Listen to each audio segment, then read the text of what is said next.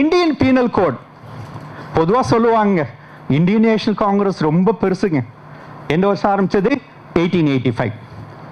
Allan Octavian Hume and Banerjee ரெண்டு. So அங்கே தான் சார் இந்தியன்கிற வார்த்தை வருது. ஐயோ, இந்தியன் பீனல் கோடு 1860 இந்தியன் இருக்குல்ல, இந்தியன் பீனல் கோடு 1860.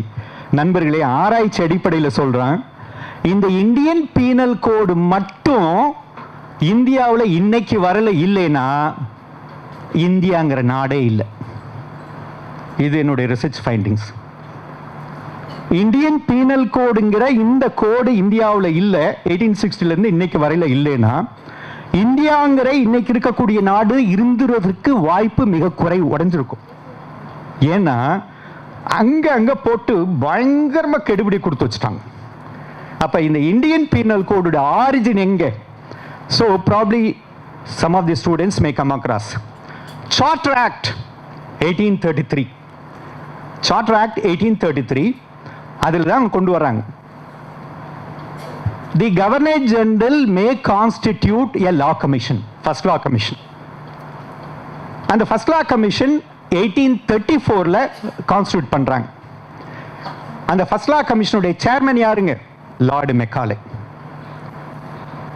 எனக்கு இருக்கக்கூடிய சட்டங்கள்ல எல்லா சட்டங்கள்லையும் எப்போலாம் எனக்கு போர் அடிக்குதோ, ஆங்கில மொழி அறிவை வளர்த்து கொள்ள வேண்டுமானால் நான் எதை படிப்பேன்? பீனல் கோடு படிப்பேன். Such wonderful. அப்படி ஒரு அருமையான டிராஃப்டிங். எவ்வளோ வருஷம் எடுத்துக்கிட்டாரு? 34ல ஆரம்பிச்சது 37ல ரிப்போர்ட் சப்மிட் பண்ணிட்டாரு. 3 years. That is Macaulay.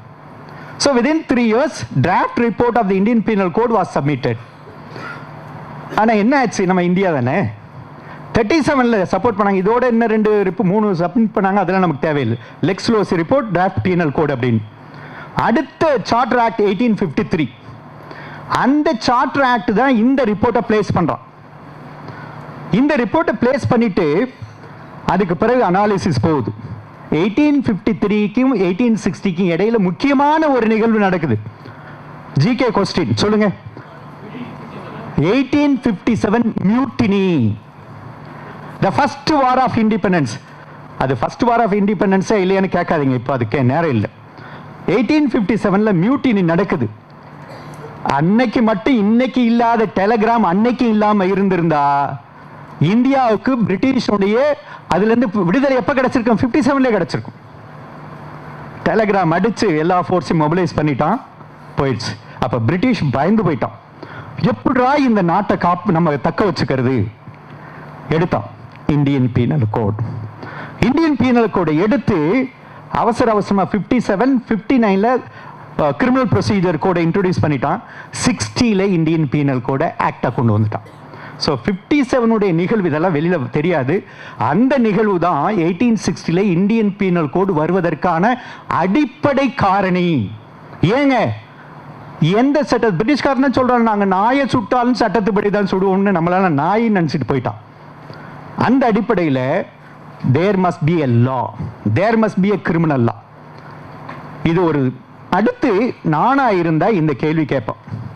நான் இல்லை இருந்தாலும் மெக்காலேக்கு ஏன் இந்த மாதிரி ஒரு கொலவெறி, ஏன் இப்படி ஒரு சட்டத்தை கொண்டு வரணும்?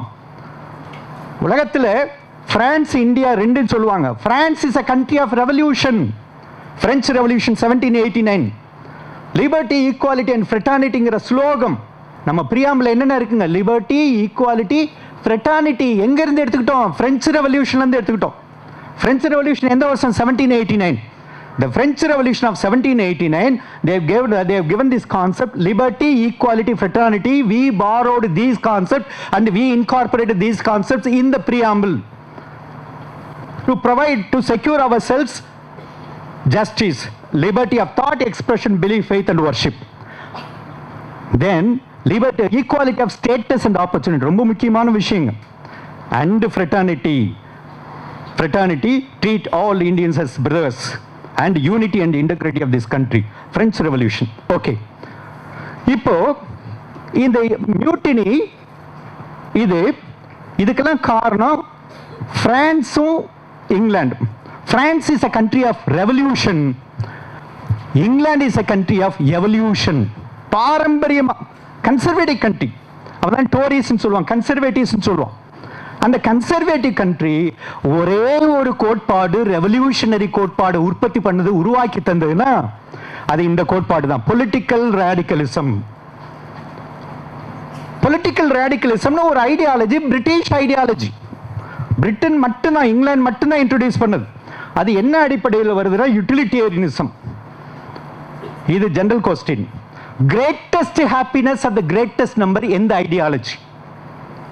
Greatest happiness of the greatest number பென்தமோட கான்செப்ட். இது யூட்டிலிட்டேரியனுடைய ஐடியாலஜி. இந்த greatest happiness of the greatest number எப்படி கொண்டு வர முடியும்? லெஜிஸ்லேஷன் மட்டும் கொண்டு வர முடியும். லெஜிஸ்லேஷன் வழியா கொண்டு வரணும் அப்படின்றதுக்காக தான் Bentham, James Mill, JS Mill இவங்க எல்லாம் இந்த பொலிட்டிக்கல் ரேடிக்கலிசம், யூட்டிலிட்டேரியனிசம் சொல்லிட்டு representative form of democracy develop பண்ணி கொடுக்குறாங்க. அந்த அடிப்படையில் டெவலப் ஆகி வந்தது. மெக்காலே யாரு? Very good disciple of Bentham. அவர் என்ன பண்றாரு, ஆகா நல்ல ஒரு வாய்ப்பு கிடைச்சது, நம்ம கினியா பிக் மாதிரி இந்தியா கிடைச்சிருக்கு, நம்ம ஊர்ல இந்த லாவை கொண்டு வந்தோம்னா தோத்து போயிடுவோம், ஃபெயிலியர் ஆயிடுவோம், இந்த ஐடியாலஜியை இந்தியாவில் இன்ட்ரோடியூஸ் பண்ணி டெஸ்ட் பண்ணிக்கலாம் அப்படின்னு சொல்லி யூட்டிலிட்டேரியனிசத்துடைய அடிப்படையில், பொலிட்டிக்கல் ரேடிக்கலிசத்தில் அடிப்படையில் இந்த கோடிஃபிகேஷன் ப்ராசஸை கொண்டு வரோம். அதனுடைய நெட் ரிசல்ட் தான் என்னதுங்க, இந்த Indian penal code. Okay, so Indian Penal Code is a product of the British, which is the outcome of political radicalism of utilitarian philosophy. Greatest happiness of the greatest number. Adila pleasure and pain are the two sovereigns that govern the individual activities. இந்த வகுப்புல இருக்கக்கூடிய, இந்த அரங்கத்தில் இருக்கவங்க சொல்லுங்க, sir நான் மகிழ்ச்சி அல்லது துன்பம் இந்த ரெண்டை தவிர தான் சார் இந்த இதில் வந்திருக்கிறேன்னு சொல்லுங்க. நான் செலக்ட் ஆயிடுவேன் sir, it gives me happiness. வெளியில இருந்தால் ரொம்ப தொல்லையா இருக்குங்க சார், அதுக்காக இங்கே வந்து உட்காந்துருக்கேன் சார், ஏசி காலம் சார், ஹாப்பினஸ். மனிதனுடைய செயல்பாடுகள் அனைத்துமே இன்பத்தையும் துன்பத்திற்கும் இடையில், இன்பத்தை அகதியப்படுத்துவது, துன்பத்தை குறைத்துக் கொள்வதற்காகவே உருவாக்கப்பட்டது. அந்த அடிப்படையில் தான் வருது. அதுதான் யூட்டிலிட்டேரியனிசம். லெஜிஸ்லேஷன் என்ன சொல்றாங்கன்னா, it is the role of the state. உங்களுக்கு தெரியும் Austin jurisprudence, law is the command of the sovereign. எதுவும் கேள்வி கேட்ட நல்ல கேள்வி. Who said law is the command of the sovereign? Law is the command of the sovereign. It is Austin's concept. Command. அப்போ legislation is the command of the sovereign. அந்த அடிப்படையில் தான் இந்த இந்தியன் பீனல் கோடு வருது. நண்பர்களே, இப்போ எனக்குள்ள இருக்கக்கூடிய அந்த சிங்கம் விழிச்சுக்குன்னு சொல்லும் பாருங்க, எனக்காக ஒரு கான்செப்ட். இந்தியன் பீனல் கோடு தான் இந்தியாவை காப்பாத்திருக்கு. தேங்க்ஸ் டு இந்தியன் பீனல் கோடுன்னு சொல்றேன் இல்லையா? பாருங்க எப்படின்னா, அஃபென்சஸ், பொதுவாக அஃபென்சஸ் எப்படி நம்ம பிரிக்கிறோம்? Offences against the state, offences against person. Offence against state, offence against person. Offence against person, offence against the body of the person, offence against the property of the person. If you feel reputation, fame is the property, okay. If it is not, it is the name and fame defamation. So property, body and name இப்படி தான் பிரிக்கிறோம் இல்லைங்களா? Indian penal கோட்ல இது எல்லாம் இருக்கா இல்லையா? offense against the state, offense against the individual, more particularly offense against the body of the individual, offense against the property of the individual, offense against the name of the individual. வந்துருச்சுங்களா? இப்போ இந்த first பார்ட்லாம் பாருங்க, offense against the state. இந்த offense against the state எவ்வளவு கெடுபிடி இருக்கு தெரியுங்களா Indian penal கோட்ல? நல்லா படிச்சோம்னா ரோட்ல நிம்மதியா போக முடியாது. நல்லா படிக்காம இருக்கிறது நல்லது. ஏன்னா I.P.C ரொம்ப ஆழமா படிச்சோம்னா, பிராக்டிஸ் பண்ணாம ஆழமா படிச்சோம்னா நமக்கு பயம் வந்துடுது. ஐயோ இது தப்போ, இது தப்போ, இது தப்போ, எல்லாமே தப்பா தெரியும். ஆனா I.P.C பிராக்டிஸ் நல்லா பண்ணிட்டோம்னா எதுவுமே தப்பு இல்லை. சுப்ரீம் கோர்ட் ஜட்ஜ்மெண்ட்ஸை நல்லா படிச்சு புரிஞ்சுக்கிட்டீங்கன்னா எந்த கேஸையும் உடைச்சிட்டு வெளில வந்துடலாம், ஒண்ணுமே தப்பு இல்லை. ஏன்னா இப்படி ஒரு ஜட்ஜ்மெண்ட்னா ஆப்போசிட்டா இன்னொரு ஜட்ஜ்மெண்ட் இருக்கு, அப்படி ஒரு ஜட்ஜ்மெண்ட்னா இன்னொன்று இருக்கு. That is the nature of law, dynamics of law. Okay, அப்போ அஃபென்ஸ் அகெயின்ஸ்ட் ஸ்டேட் அப்படின்னு கூடிய அந்த 1860 நம்ம சுதந்திரம் வாங்கிட்டோம்னு சொல்லிக்கிட்டு இருக்கிறோம். சுதந்திரம் வாங்கி கொண்டு விட்டோம் என்று சொல்லிக் கொண்டிருக்கிறோம். அஃபென்ஸ் அகெயின்ஸ்ட் ஸ்டேட் ரிஜிடிட்டி கூடிக்கொண்டே இருக்கிறது. அது என்ன சார் இப்படி சொல்றீங்க? டெத் பெனால்டி அதிகமா எது கொடுக்குறோம்? டெத் பெனால்டி அதிகமா அஃபென்ஸ் அகெயின்ஸ்ட் ஸ்டேட் தான் கொடுக்குறோம். I'll come to this point subsequently. Okay?